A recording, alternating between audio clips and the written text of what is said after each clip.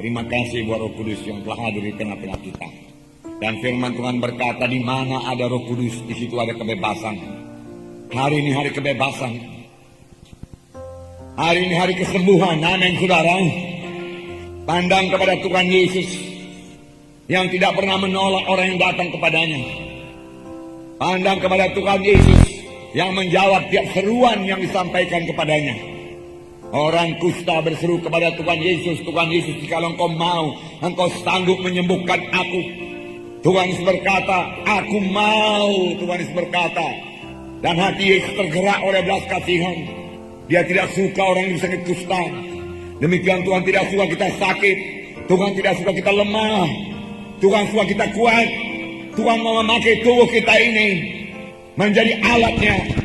Tuhan mau memakai diri kita, tubuh kita, untuk menyampaikan kasih-Nya, untuk menyampaikan Injil-Nya, untuk menyampaikan kuasa-Nya pada jiwa-jiwa yang terhilang di luar sana. Tanpa tubuh kita tidak bisa menyampaikannya. Tanpa tubuh yang sehat kita tidak akan bisa menyampaikannya dengan baik. Oleh sebab itu punya pikiran yang baru pada hari ini, pikiran yang seturut dengan firman Tuhan, punyai pikiran Kristus yang mengundang kuasa Tuhan, yang selalu percaya akan mujizat Tuhan, yang tidak seturut dengan cara berpikir manusia. Karena cara berpikir manusia yang lama ini adalah cara berpikir yang tidak mengundang kuasa Tuhan. Cara berpikir yang hanya bersandar pada kekuatan manusia, pikiran manusia, dan sama sekali tidak menurunkan kuasa Tuhan dan berkat Tuhan dalam hidup kita. Mari kita miliki pikiran yang baru. Saya membacakan satu contoh kepada saudara di sini. Dalam Markus pasal 4 ayat 35 sampai 41. Bagaimana murid-murid di sini masih memiliki cara berpikir yang lama. Tetapi Tuhan Yesus memakai pikiran Kristus, cara berpikir baru. Dia dalam keadaan tenang, tidak takut, tidak khawatir. Padahal murid-murid sudah sangat takut, takut mati, takut binasa, takut tenggelam. Tetapi Tuhan sama sekali tidak takut. Puji Tuhan. Saya mau mengatakan kepada saudara bahwasanya firman Tuhan tidak berubah. Langit bumi bisa berubah, tapi firman Tuhan tidak berubah. Tidak ada yang mustahil bagi orang yang percaya pada firman Tuhan, yang bersandar pada firman Tuhan, dan tidak pernah dipermalukan. Tuhan mau murid-muridnya bersandar pada firman Tuhan. Tuhan mau murid-muridnya percaya kepada firman Tuhan. Markus pasal 4 ayat 35. Kita baca bersama-sama, bukalah Alkitab saudara sampai 41. Sudah dapat saudara, mari kita baca bersama-sama. Semua membaca dengan suara terang jelas. Bertambah saudara ucapkan firman Tuhan, bertambah mantap dia di hati saudara. Kita baca. Pada hari itu, waktu hari sudah petang, Yesus berkata kepada mereka, marilah kita bertolak ke seberang. Mereka meninggalkan orang banyak itu, lalu bertolak dan membawa Yesus beserta dengan mereka dalam perahu, di mana Yesus telah duduk, dan perahu-perahu lain juga menyertai dia. Lalu mengamuklah taufan yang sangat dahsyat, dan ombak menyembur masuk ke dalam perahu, hingga perahu itu mulai penuh dengan air. Pada waktu itu Yesus sedang tidur di buritan di sebuah tilam. Maka murid-muridnya membangunkan dia dan berkata kepadanya, Guru, engkau tidak peduli kalau kita binasa. Ia pun bangun, menghardik angin itu, dan berkata kepada danau itu, diam, tenanglah. Lalu angin itu reda, dan danau itu menjadi teduh sekali. Lalu ia berkata kepada mereka, mengapa kamu begitu takut? Mengapa kamu tidak percaya? Mereka menjadi sangat takut dan berkata seorang kepada yang lain, siapa gerangan orang ini hingga angin dan danau pun taat kepadanya? Perkataan Yesus berkuasa. Firman Tuhan juga berkata kepada kita, barang siapa yang berkata kepada gunung ini, beranjaklah dan tercampaklah ke dalam laut, asal tidak bimbang hatinya, tapi percaya bahwa apa yang dikatakannya itu akan jadi, maka hal itu akan terjadi kepadanya. Jadi perlu sekali kita berkata-kata dengan menang. Mengucapkan perkataan yang menang akan membawa kita kepada kemenangan. Mengucapkan perkataan yang kalah akan membawa kita kepada kekalahan. Tuhan menghendaki kita menang. Tetapi Tuhan menyerahkan kepada kita supaya kita bertindak untuk hidup berkemenangan. Melalui iman kita dan melalui ucapan kita. Sebenarnya ini yang diminta Tuhan Yesus dari murid-muridnya. Murid-murid berkata, murid-murid bersama-sama dengan Tuhan Yesus naik perahu ke seberang. Sebab Tuhan Yesus lebih dahulu berkata, mari kita pergi ke seberang. Mari kita bertolak ke seberang. Saudara, walaupun ini baru Markus pasal 4. Markus pasal 1, 2, dan 3 sudah banyak mujizat Tuhan terjadi. Dan murid-murid melihatnya dengan mata kepala mereka sendiri. Bahwasanya apa saja yang dikatakan Tuhan Yesus tidak pernah gagal. Tuhan Yesus kata, aku berkata kepadamu, bangun, bangkitlah, angkat tilammu dan berjalan. Orang lumpuh itu berjalan. Tuhan Yesus berkata kepada orang yang sakit 12 tahun, hai anakku, imanmu telah menyembuhkan engkau, dan dia sembuh. Tuhan Yesus meletakkan tangan ke semak mentua Petrus, segera dia sembuh. Tuhan Yesus mengusirkan banyak setan dan setan-setan semua keluar. Perkataan Tuhan sangat berkuasa. Jadi seharusnya murid-murid harus percaya bahwasanya kalau Tuhan Yesus berkata pergi ke seberang, itu berarti pergi ke seberang. Sampai ke seberang, setan tidak bisa menghalangi. Walaupun datang gelombang, harusnya mesti sampai ke seberang. Tapi di sini kita melihat mereka meninggalkan orang banyak itu lalu naik perahu dengan Yesus beserta.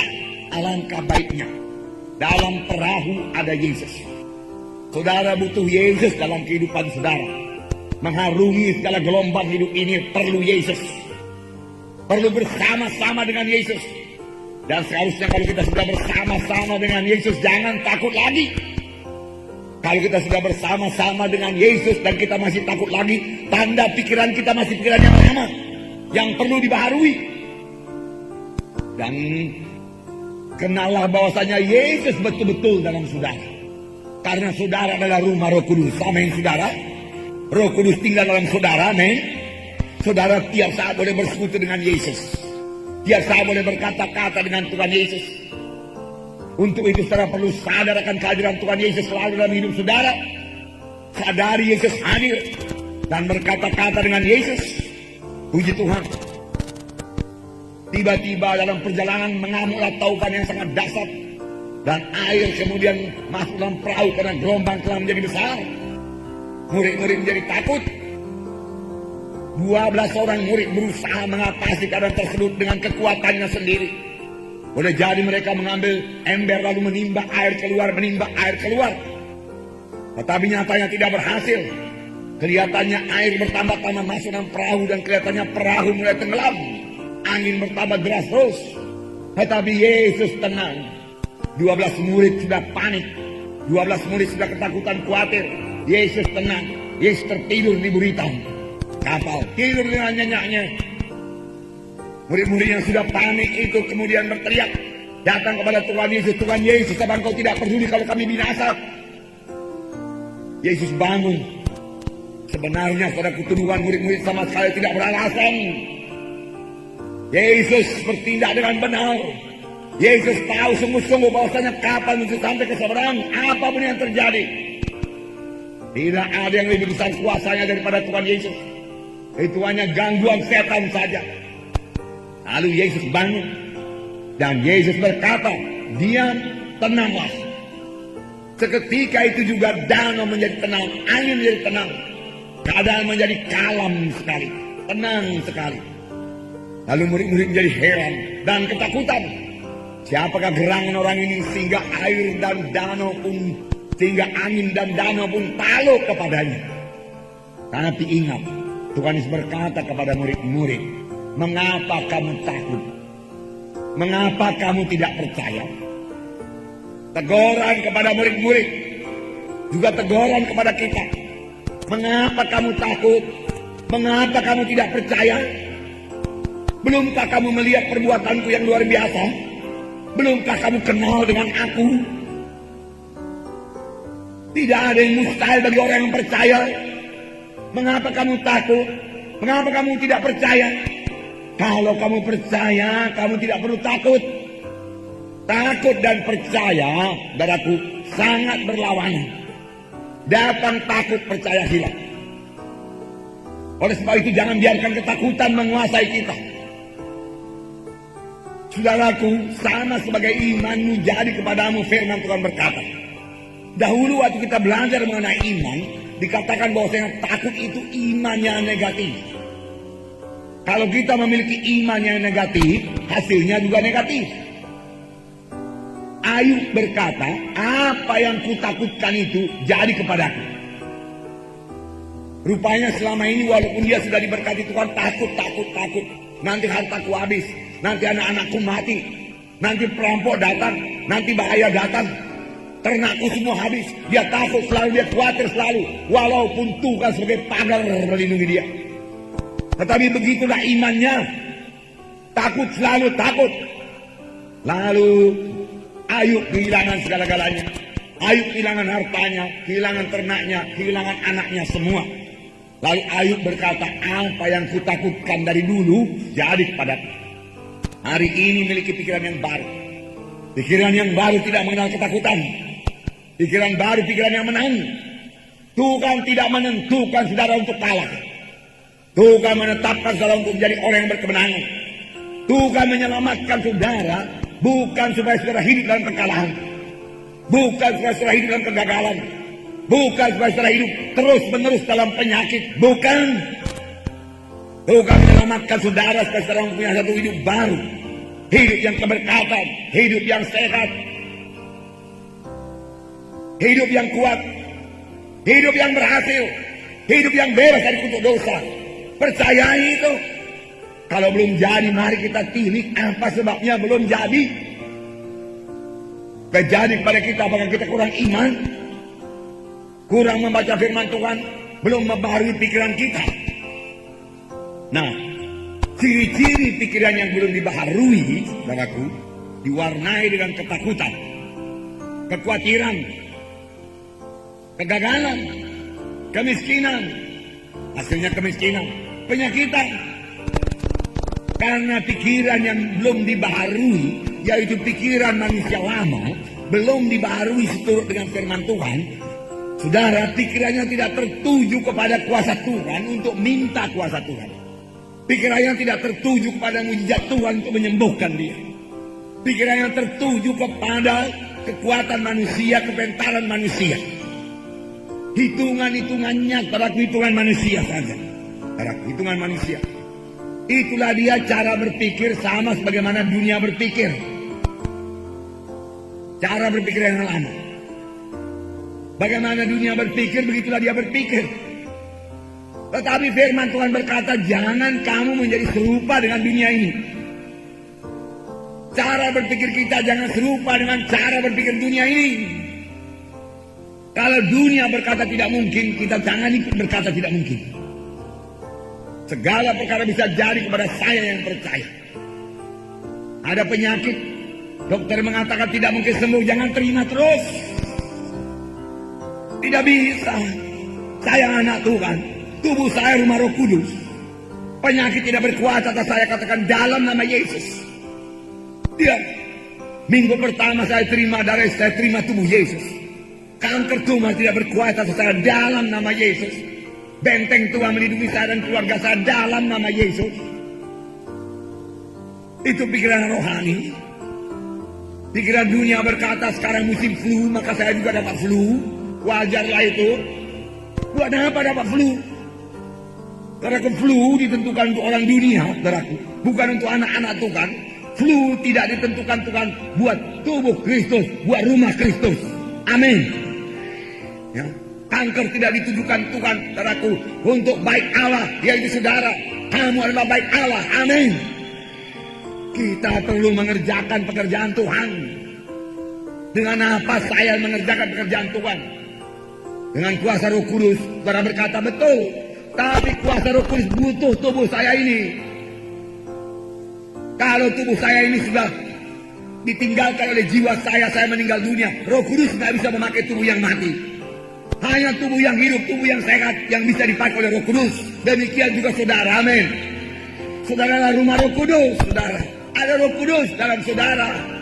yang tidak tinggal diam, yang sangat berkuasa, yang bisa berbuat apa saja seturut dengan iman saudara. Sebenarnya dalam kamus anak-anak Tuhan tidak ada perkataan tidak mungkin. Buangkan itu. Apa kata firman Tuhan? Segala perkara bisa jadi bagi orang yang percaya. Bagi orang yang percaya. Saudara yang kekasih dalam nama Yesus. Sekarang kita hidup dalam dunia ini. Di dunia ini juga banyak gelombang yang bisa juga menenggelamkan kalau bisa anak-anak Tuhan. Kita belum dipanggil Tuhan, tapi Tuhan berkata kita ke seberang, kita sampai ke seberang. Kita sampai ke seberang, sampai kepada hidup yang kekal. Tapi dalam perjalanan itu ada gelombang. Bahkan seperti sekarang ini saudara lihat banyak gelombang, banyak pukulan datang kepada dunia ini, kepada manusia ini. Banyak berita-berita yang menakutkan, menggemparkan, mengejutkan. Tiba-tiba di sini ada keributan, tiba-tiba di sana ada demonstrasi, kebakaran dan lain sebagainya. Saudara, itu berita-berita yang menakutkan orang dunia, bukan anak-anak Tuhan. Amin. Jangan panik sama sebagaimana orang dunia panik. Banyak orang dunia mengungsi sampai ke Singapura sana, sampai ke Malaysia sana karena ketakutan. Saudara, kita tidak perlu mengungsi, saudaraku, amin saudara. Tidak perlu takut menghadapinya, saudaraku. Karena takut itu iman yang negatif. Kita belajar dari Yesus, amin. Yesus tenang. Yesus tidur di buritan kapal. Damai sekali. Dia tahu Bapaknya menyertai dia. Dia tahu Bapa yang tidak pernah meninggalkan dia. Dia tahu misinya belum selesai dalam dunia ini. Dia tahu dia mesti sampai ke seberang. Dia tahu setan mana pun tidak berhak menjamah dia. Dia tahu celaka mana pun tidak berhak menjamah dia. Amin saudara. Bukankah demikian itu juga berlaku bagi kita? Amin. Perlindungan Tuhan sangat teguh kepada kita. Darah Yesus membuskan kita, disediakan darah Yesus, malaikat Tuhan berkawal. Apa yang perlu kita takutkan? Apakah kita juga berhitung sama sebagaimana orang dunia berhitung? Orang dunia berhitung, saudaraku, membuat perkiraan dan tanpa mengandalkan berkat Tuhan, tanpa melihat kepada kuasa dan mujizat Tuhan yang bisa berlaku atasnya. Dia berhitung pada zaman sekarang ini harga bahan-bahan makanan naik, sembako naik, gaji saya cuma sekian, banyak keperluan anak-anak. Anak saya sekolah 3 orang dikatakan biayanya sekian, baju baru sekian. Oh, mau sekolah lagi sebentar lagi, kebutuhan sekolah semua perlu dipenuhi. Gaji saya cuma sekian, tidak cukup. Dari mana ini tidak cukup? Lalu khawatir, takut. Saudara yang kekasih dalam nama Yesus, hitungan anak-anak Tuhan tidak demikian. Amin. Hitungan anak-anak Tuhan berkata, Allahku akan mencukupi segala keperluanku dalam Kristus Yesus. Amin.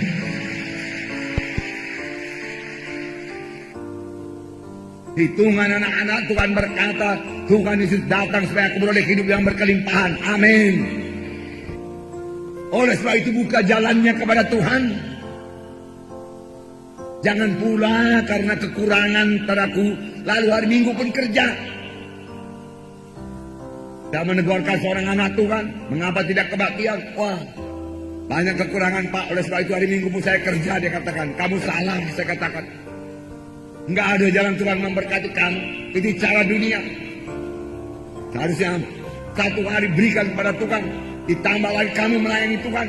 Katakan saja kamu tidak bisa memberi dalam bidang materi kepada Tuhan, kamu bisa memberikan pelayanan, kamu bisa bersaksi, kamu bisa membawa jiwa-jiwa kepada Tuhan. Maka dengan demikian ada jalan Tuhan untuk memberkati kamu. Saya katakan ada jalan Tuhan untuk memberikan mujizat Tuhan kepada kamu. Saya katakan jangan tutup berkat Tuhan itu, jangan tutup berkat Tuhan itu. Karena tidak berbuat apa-apa buat Tuhan, bagaimana Tuhan bisa memberkati? Firman Tuhan selalu berkata, apa yang ditabur itu dituai. Jangan katakan Tuhan tergerak karena adanya kekurangan, karena adanya kemiskinan. Tuhan tidak digerakkan oleh kekurangan, Tuhan tidak digerakkan oleh kemiskinan. Kalau Tuhan bergerak dengan kekurangan kemiskinan, dia sudah membantu orang-orang kelaparan di Somalia sana. Dia sudah membantu orang-orang kelaparan di Korea Utara sana. Ya. India akan menyusul, saudaraku. Dan kalau keadaan alam ini, saudaraku, tidak menentu juga, saudara, maka akan banyak daerah-daerah di dunia ini diancam bahaya kelaparan. Saudara, tetapi Tuhan tidak tergerak oleh iman. Sama sebagaimana imanmu jadi padamu. Adakah orang yang beriman di Somalia sana? Adakah mengabarkan Injil di sana supaya mereka tahu berseru kepada Tuhan? Itulah dia pikiran rohani. Amin, saudara. Pikiran rohani, tindakan rohani, ucapan rohani. Itu yang menurunkan kuasa Tuhan. Pikiran duniawi, pikiran lama, ucapan manusia lama, tindakan manusia lama tidak akan mengundang kuasa Tuhan, tidak akan mengundang mujizat Tuhan. Amin. Miliki pikiran yang baru dalam Kristus. Cara berpikir yang baru dalam Kristus. Miliki cara berpikir yang baru dalam Kristus. Puji Tuhan. Puji Tuhan. Oleh sebab itu Roma 12 ayat 2 berkata, saya membacakan kepada saudara. Roma 12 ayat 2.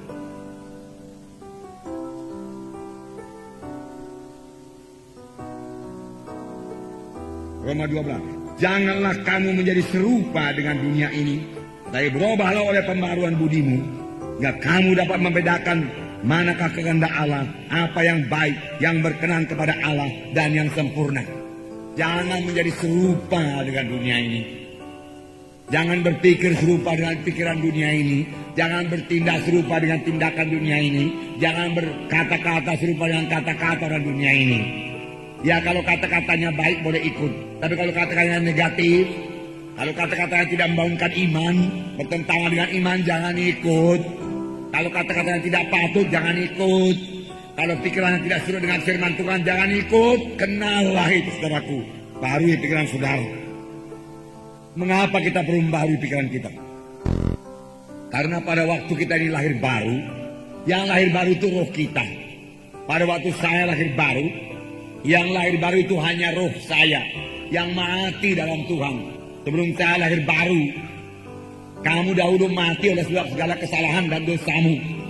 Roh itu sebabnya saya tidak bisa berdoa. Tidak bisa, roh saya tidak bisa berdoa kepada Tuhan. Roh Kudus tidak bisa memakai roh saya. Karena pada waktu itu roh saya masih mati. Kemudian pada waktu saya menerima Yesus sebagai Tuhan dan Juru Selamat saya menyadari diri saya orang berdosa. Dan saya menetapkan hati untuk bertobat, meninggalkan semua kegelapan, meninggalkan semua dosa, kejahatan saya, kebencian Tuhan dalam hidup saya. Dan saya datang kepada Tuhan dalam pertobatan yang sungguh-sungguh. Karena saya tahu akibat dosa itu maut, neraka yang kekal selama-lamanya. Dan saya menerima Tuhan Yesus dalam hati saya. Setelah saya mengaku semua dosa saya dan bertobat, saya terima Tuhan sebagai Tuhan dan Juru Selamat saya. Yesus masuk dalam hati saya. Pada waktu itu roh saya menjadi hidup. Tentu saja dosa saya diampuni semuanya. Dan saya disucikan oleh darah Yesus. Dan saya menjadi kejadian yang baru. Tapi saya mau mengatakan kepada saudara, tidak semuanya menjadi baru. Tidak, saudaraku. Hanya roh saya yang lahir baru. Tubuh saya masih tubuh yang lama. Tidak jadi sempurna. Tidak. Nyatanya rambut saya juga tidak tumbuh waktu saya lahir baru, saudaraku. Ya. Waktu saya lahir baru rambut saya masih lebat, saudaraku. Ya. Bahkan sudah lahir baru hilang rambutnya, saudaraku. Nah, saudaraku, tubuh saya masih tubuh yang lama. Dengan keinginan-keinginannya yang lama. Dengan keinginan tubuh yang lama, dengan keinginan daging yang lama, yang suka berlajat-lajat, yang suka kenikmatan hidup, yang suka bermalas-malas. Saudara, itu tubuh saya ini belum berubah. Itu sebabnya minggu depan diberikan pada saudara firman Tuhan memerangi tubuh. Supaya jangan diikuti kehendak daging ini. Kehendak daging ini apa maunya? Memuaskan hawa nafsu, bermalas-malas. Dan firman Tuhan berkata itu membawa kepada kematian. Karena dengan tubuh, kehendak tubuh yang seperti itu Roh Kudus tidak bisa beroperasi dengan bebas dalam tubuh saya ini. Karena saya rumah Roh Kudus. Amin. Itu sebabnya firman Tuhan berkata, matikan tubuh ini. Kalau ayat 1 Roma 12 ini berkata, persembahkan tubuhmu di atas mezbah. Kalau sudah dipersembahkan di atas mezbah, segala sesuatu yang ditaruh di atas mezbah itu sudah mati. Gak ada lagi keinginannya. Baru Tuhan bisa bekerja. Baru Tuhan bisa memakai saudara. Tetapi bukan tubuh saja yang tidak lahir baru. Pikiran ini pun tidak lahir baru. Masih pikiran yang lama juga. Memang ada sukacita dari roh. Ada damai dari roh. Ada nyanyian dari roh. Ada firman Tuhan mulai masuk. Yang berusaha membaharui pikiran kita. Tapi belum 100% baru. Harus 100% baru. Oleh sebab itu pikiran kita ini perlu dibaharui. Karena pada waktu kita lahir baru, pikiran kita masih pikiran lama. Pikiran manusia lama. Yang cenderung suka dosa. Yang cenderung melamun-lamunkan dosa. Yang cenderung menyombongkan diri. Membesarkan siaku. Berpusat pada diri sendiri. Kalau saudara berdoa bu orang sakit, dalam nama Yesus aku meletakkan tangan padamu. Dalam nama Yesus, dalam nama Yesus, dalam nama Yesus, dalam nama Yesus. Gak jadi apa-apa. Dalam nama Yesus aku meletakkan tangan padamu. Dalam nama Yesus, terima kesembuhan dalam nama Yesus. Terima kuasa Tuhan dalam nama Yesus. Sembuh dalam nama Yesus. Bangkit dalam nama Yesus. Bangun dalam nama Yesus. Ucapkan. Ucapkan, ucapkan, ucapkan. Amin. Ucapkan. Apa kata Petrus? Dalam nama Yesus, Yesus orang Nazaret, bangun dan bangkit. Kalau belum jadi bangun, belum jadi bangkit, tambah satu lagi tindakan. Apa itu? Pegang tangannya. Bangkitkan dia, praktekkan kesembuhannya. Amin. Jalan dalam nama Yesus. Tuhan Yesus berkata, angkat tilangmu, berjalan. Ada perintah. Amin.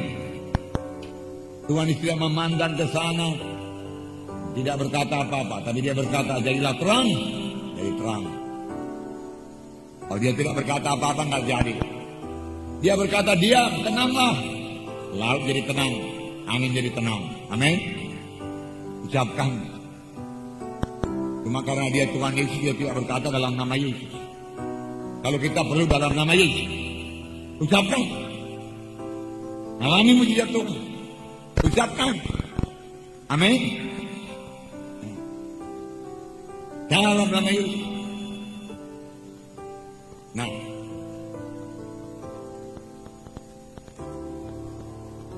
ayat 48. Ketika orang Filistin itu bergerak untuk maju menemui Daud, maka segera Daud berlari ke barisan musuh untuk menemui orang Filistin itu.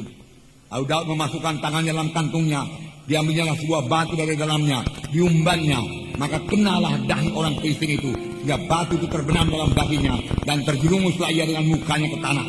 Demikianlah Daud mengalahkan orang Filistin itu dengan umban dan batu. Ia mengalahkan orang Filistin itu dan membunuhnya tanpa pedang di tangan. Daud berlari ke barisan musuh.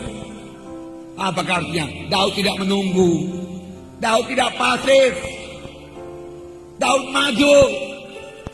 Jangan berkata, kalau memang Tuhan mau menyembuhkan aku, tentu dia sembuhkan. Terima kesembuhan daripadamu Tuhan. Sekarang aku sembuh Tuhan. Aku bertindak Tuhan. Oleh bilur Yesus aku sudah sembuh dalam nama Yesus. Roh Kudus menghidupkan tubuh yang panah. Haleluya. Jangan katakan, oleh bilur Yesus nanti saya sembuh. Oleh bilur Yesus saya sudah sembuh. Itu firman Tuhan. Amin. Rebut kesembuhan saudara. Ofensif. Amin. Daud tidak defensif. Bertahan. Goliat datang. Oke, datanglah kau datang. Daud berlari menghadapi Goliat. Ofensif. Jangan tunggu jiwa-jiwa datang ke KKS sudah. Kejar dia bawa ke KKS. Jangan tunggu jiwa-jiwa datang ke gereja, kejar dia, bawa ke gereja, amin. Yesus menjalani segala kota dan desa untuk memberitakan Injil. Paulus mengadakan perkabaran Injil yang pertama, perjalanan Paulus perkabaran Injil yang kedua, perjalanan Paulus perkabaran Injil yang ketiga. Jalan. Demikian juga kita akan berjalan, amin. Untuk mengabarkan Injil Tuhan. Perlu bergerak. Dengan daging itu yang menunggu. Bawa pada kekalahan. Kalau Tuhan mengendaki orang selamat di kota Medan, kan dia datang yang Herminaul cukup besar, terkenal. Dan Singamangaraja pun dikenal orang kok. Ada mereknya besar lagi. Saudara, orang tidak akan datang. Firman Tuhan berkata, pergilah kamu. Amin. Pergilah kamu. Amin. Bergerak. Bergerak. Jangan tidak bergerak. Menyangkal diri. Keluar biaya. Untuk Tuhan. Untuk menginjil. Untuk apa uang diberikan Tuhan?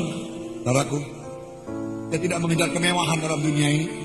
Dia tidak mengejar kenikmatan hidup. Orang yang mengejar kenikmatan hidup adalah sebagai orang yang mati. Dia katakan, mati selagi dia hidup. Nah, lezatan daging, keinginan daging, saudaraku, memuaskan hawa nafsu. Firman Tuhan berkata membawa kepada maut. Maut. Itu semua kehendak daging harus diperangi, ditindas. Dan kita menjadi orang rohani. Dengan pikiran rohani. Dengan keinginan rohani. Jangan sampai terjadi pada bagi minggu yang lewat dikatakan banyak perempuan-perempuan yang pada akhir zaman dikatakan syarat dengan keinginan-keinginan dunia ini. Keinginan-keinginan daging. Yang senantiasa belajar tapi juga sampai kepada kebenaran. Orang demikian dengan adalah sasaran-sasaran yang empuk daripada pengajaran-pengajaran sesat. Itu tertulis, saudaraku. Jadi peringatan kepada kita. Dan pada 2 minggu yang akan datang, saudara akan mendengarkan firman Tuhan yang berkata Israel jadi peringatan kepada kita. Israel yang bangsa pilihan Tuhan, keluar dari Mesir dengan kuasa Tuhan. Tuhan sangat mengasihi mereka. Tuhan memberikan tanda ayat dan mujizat. Tuhan memberikan harta Mesir kepada mereka. Pada satu malam mereka menjadi kaya. Mereka menyaksikan tanda ayat dan mujizat. Tapi kepada sebahagian besar dari mereka itu Tuhan tidak berkenan. Oleh sebab itu dimusnahkan Tuhan mereka di padang belantara. Hanya 2 orang saja yang masuk tanah Kanaan dari yang berumur 20 tahun ke atas. Dan Paulus mengatakan ini jadi peringatan kepada kita gereja akhir zaman. Ini jadi peringatan pelajaran kepada kita akhir zaman. Sekali selamat tidak tetap selamat. Mengapa? Karena mereka menginginkan hal yang jahat selalu. Dalam kehendak daging selalu berontak pada Musa, bersungut-sungut, saudaraku. Dan Tuhan membunuh mereka di padang belantara. Ini pelajaran kepada kita. Mari hidup benar, hidup suci. Amin, saudaraku. Hidup benar, hidup suci. Hidup menurut firman Tuhan. Nah, demikian Daud mengalahkan orang Filistin itu tanpa pedang.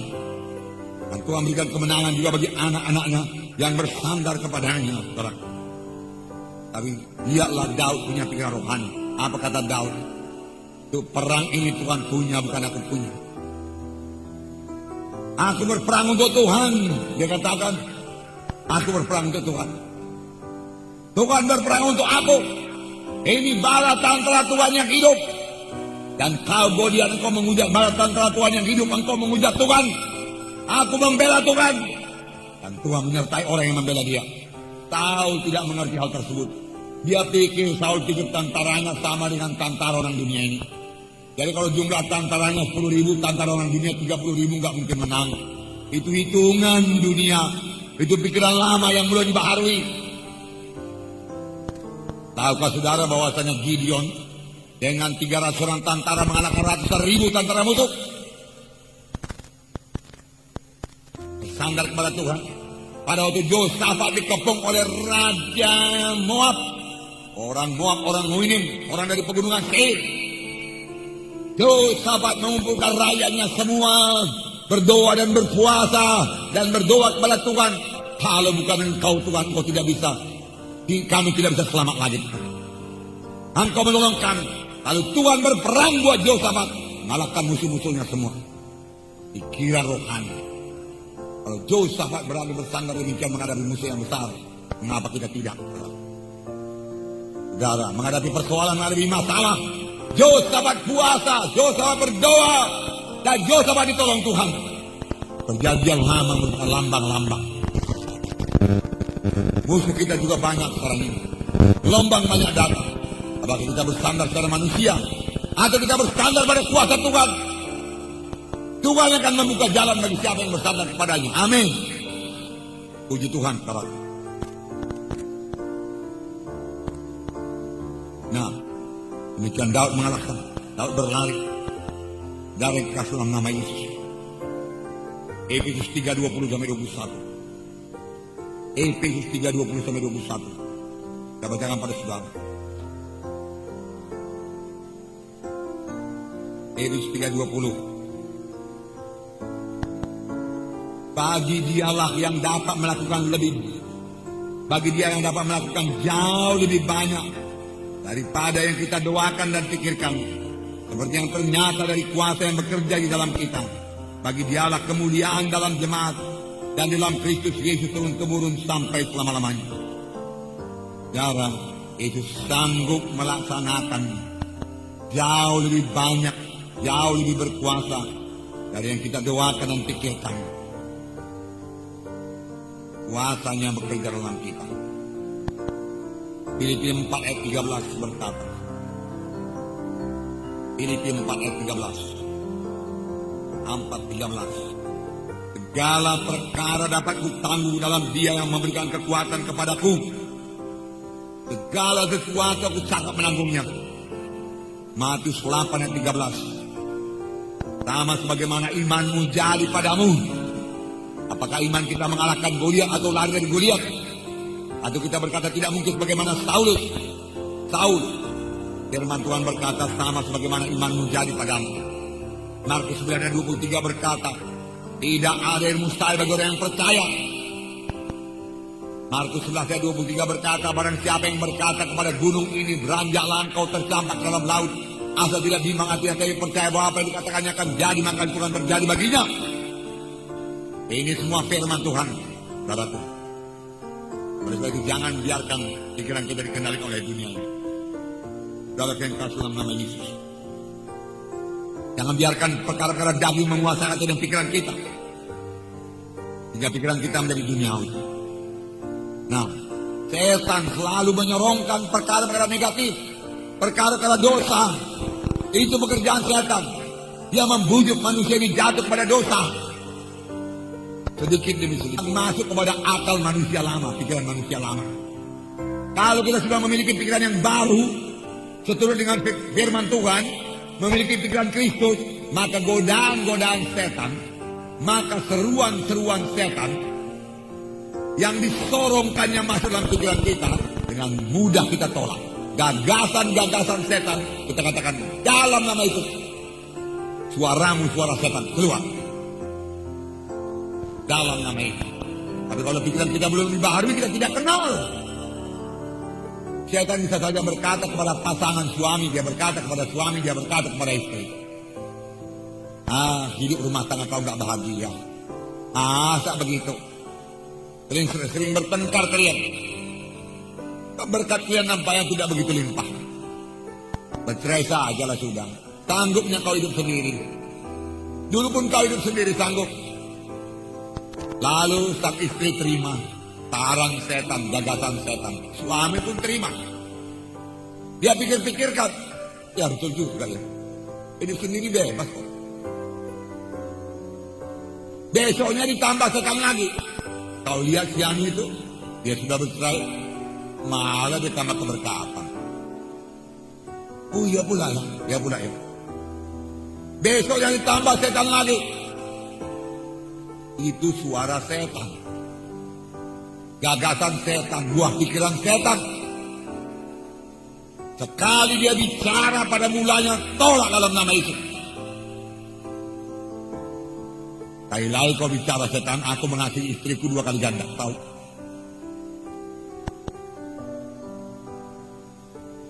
Kali-kali kau bicara setan, aku beli hadiah pada istriku dalam nama Yesus. Amin. Tak akan berani setan itu bicara lagi. Tapi kalau kita terima, Oh, dia katakan lagi. Dia tawarkan sama sebagaimana dia tawarkan kepada Hawa. Hawa, dialah dosa itu. Dialah buah itu. Enak kan? Enak. Menarik untuk dimakan. Masa Tuhan melarang? Sekarang dia berkata, lihatlah dosa itu. Enak kan? Enak. Alah, semua orang dunia pun bikin itu. Masa kau lain pula sendiri. Jangan aneh-aneh lah pada zaman modern ini. Kalau tidak segera kita tolak, besok dia tambah lagi. Besok dia tambah lagi. Segera tolak dalam nama Yesus. Dan itu hanya bisa kalau saudara sudah memiliki pikiran yang baru. Pikiran yang baru. Amin.